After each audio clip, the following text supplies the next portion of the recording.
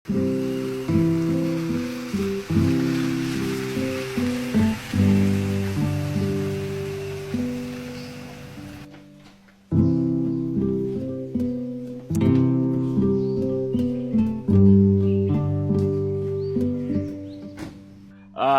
Kachika, Mr. Cashflow, olwaleero kabalage engeri gy'okoleramu ne cashflow ku bijja byammwe.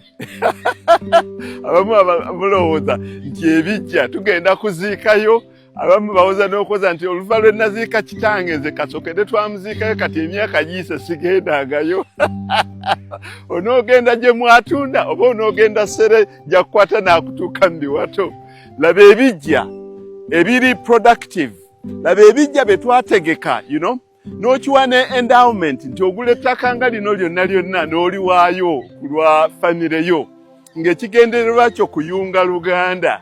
Naye ekyo ekyokuwaayo ettaka a fixed asset tekimala, because fixed asset is not an income. Okubeera n'ekyobugagga ekyensibo ttaka nti ttaka lya bijja tekimala. Kati ebyo bye bitunzisizza ebijja ng'abazzukulu bwe bajja tebalabawo mugaso lwaki ettaka eryo lyalekebwawo. Ne balikekejjula ne balitunda. Kati laba omuntu Mohamed Kachika abayigiriza nti ekijja kiteekeddwa okuteekebwako endowment, ekintu wakufu ekikiyimirizaawo.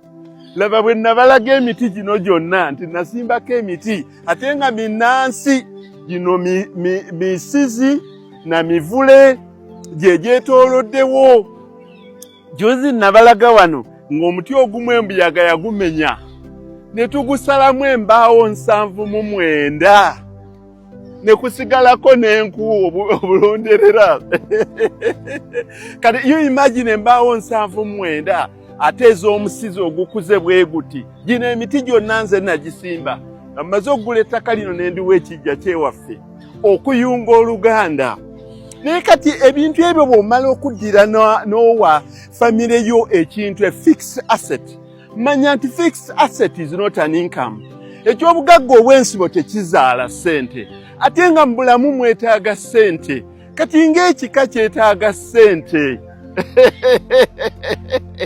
Senga mwe gundi yafa yaleka tazadde mwana yeetaaga okulombera edduwa. Kati kuno kumanyagana olwaleero mmeka. Tetuli mu Novemba kumpi, wuno agenda mu 10 nga 15 Desemba ffe wane waffe tubeerawo n'okumanyagana. Okumanyagana abantu bonna bakuŋŋaana bajja, ekyateekebwawo buli muntu akimanyi nti ku wiiki ey'okubiri, Sunday wiiki ey'okubiri tujja ne tumanyagana. Tetusulawo, saagala ebyo byakusulawo bannyinaffe kubalemesa bufumbo n'abavubuka abato abakyakola muno tugenda mu kumanyagana. Ne mubeera ne meeting 5, meeting for the meeting, 5 meetings. Nze ebyo sikolagana nabyo, naye tojja kukolagana nabyo bitya nga abantu obasaba ssente ab'ekika muleete ssente bannange muleete ssente ez'okumanyagana. Ebyo si bye bikyayisizza abantu ebintu bwe bityo. Bano ekika at least ekyaffe nekimanya nti kirinawo ba visionary leaders abakola entegeka okulaba ng'ekika kitambula bulungi. Kati emiti gyabwe egyava wali twagitwala ne tugikola mu box ssente zaabwe bwe ziri. Naye ensiiba mbakuutira ekigambo kya cash flow. Kati laba kasooli wuuno yenna gwe tuzimbyemu. Kasooli insha Allah Mungu banaaba tusaasidde ajja kuweekako tumulye. Naye wonna kati weyenyonyongereza kati ono tusobola omutemamu ne tumutwala ne tumukolamu emmere y'ente yaffe ente ne zimulya, ne tumukolamu sayiregi ne bw'anaaba akuze. Ezo zonna ssente, ezo ssente eziva wano ku kijja sizigatta mu ssente zange. Kati abantu baffe banaagenda okujja mu kumanyagana. Bajja kusanga byonna byakoleddwako dda, entegeka y'emmere yawedde, buli kimu kyonna kyawedde, kubanga ekika kirina ssente. Ekika kirina okuvujjirira kwa ssente, so si kuva eri muntu omu. Bwe muba mulinamu omugagga omu mu kika nga kwe muyimiridde, obwo buzibu. Mu kika mubeere na bintu bikola ssente, endowment. mubeere na bintu bikola ssente, mubeere n'ettaka. Ate ettaka eryo mulikolereko ebintu naye nga si ensimbi si za muntu omu. Bannange mutegeere okuyiiya obulungi bwe kuli contagious. Fene ekitundu kyewaffe kyonna kati kibugaanye emirembe, buli muntu yenna yatunuulira. Mu Amerika kikka n'ab'ekika kyabwe baatereza ewaabwe, ne bayoyoota ekijja kyabwe, ne basimbawo emiti, ne beegatta bonna ne babeera in unison. Abantu abalala bangi nnyo tebatandise okikola. Abantu nga mbalaba nabo batandise okujjumbira ebijjaabwe n'obitegeka obulungi ennyo. So tusaasaanyenga enjiri entuufu era ennungi. Era abantu mwegendereze nga muwasa. Mwase mu families ennungi eriyo ebyokulabirako ebirungi. Kati ffe mwannyinaffe wano. Mwannyinaffe Hajjati Baseka. Abaana be ewa Haji Kawoya waliwo obuuka ennyumba 2 okuva wano ewange. Abaana be olw'okuba bafa mu families ennungi.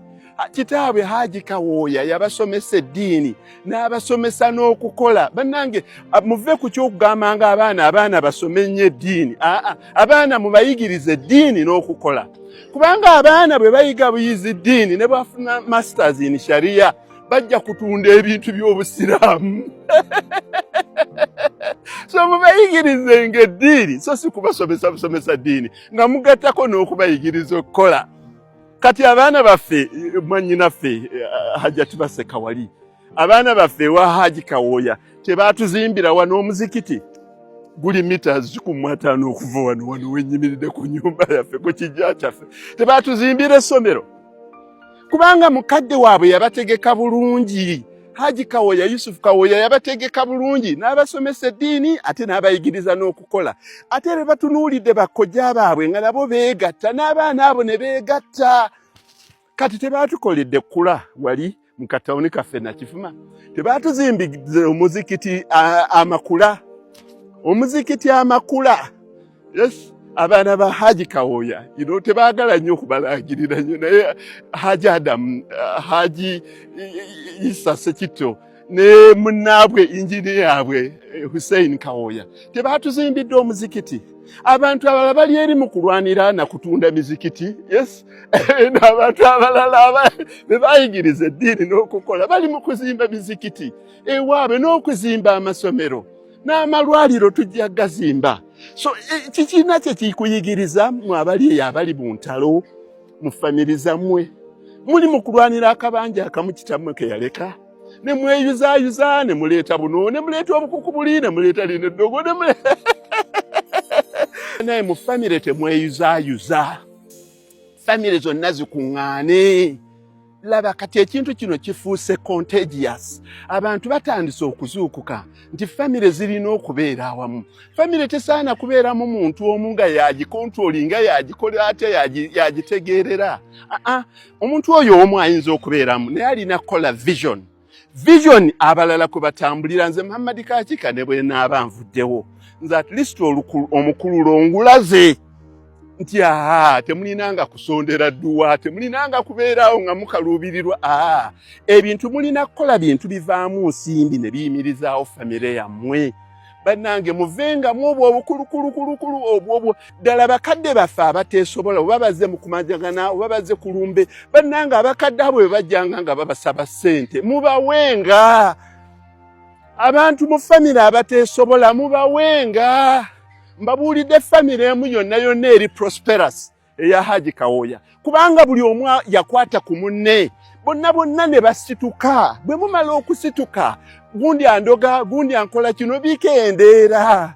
Naye abasigadde bwe babeereyo, ate abazayi bajja ate okubansaba ssente. Yes, bwe Mungu gwasitudde. Bw'obanga oveewo. Nze nina mukwano gwaye mulirwana wawe wa Bank of Uganda. Mpanyisa omutwalo n'embeera nabo, obw'ettaano n'embeera nabo, obw'ebbiribiri n'embeera.